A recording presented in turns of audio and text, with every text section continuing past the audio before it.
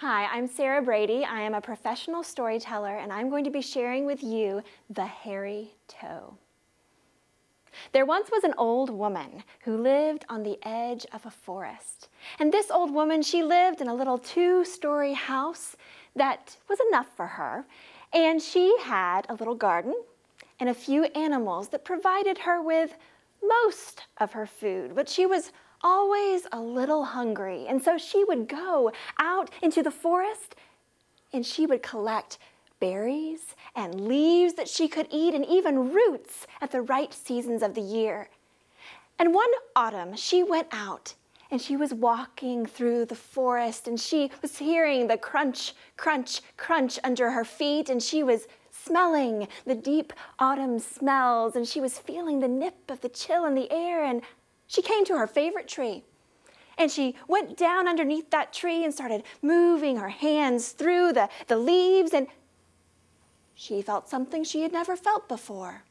And she pulled her hand out and she had a great big hairy toe in her hand. And she looked at that hairy toe and she decided it had a lot of meat on it, that she would make some hairy toe soup for dinner. And so she put it in her basket and crunch, crunch, crunch back through the woods and came to her house. And she made that hairy toe stew for dinner and she ate it.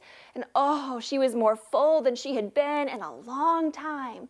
She was so full that she decided it was time to go to bed. So she went up the stairs and got ready for bed and went fast asleep as the wind was howling all around her house. And a little while after she fell asleep, the howling started to sound like a whisper that said, "Where's my hairy toe?" But she didn't notice because she was so fast asleep because she had that good meal in her belly. But then that sound got a little louder and a little closer, almost as if it were in her garden. And so she came up, and that sound came up and said, "Where's my hairy toe?" And she sat up for a second,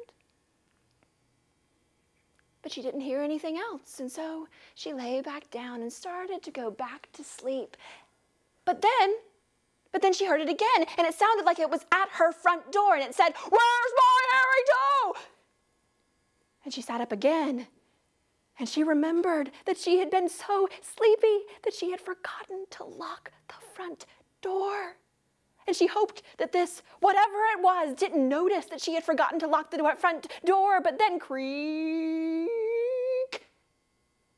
And she knew that whatever it was in the house. And then she hoped that he wouldn't find, or she wouldn't find the staircase. But then she heard the creak, creak, creak of that thing walking up the stairs saying, "Where's my hairy toe?" And she hoped he wouldn't find her bedroom. But then, "Where's my hairy toe?" right outside of her door, and she saw the door open. And there was a big, giant thing with yellow eyes and green teeth saying, "Where's my hairy toe?" And she clutched her bedclothes and said, "I hate it." And he said, "I know." And he grabbed her up and took her away. And she has never been seen again in that part of the country.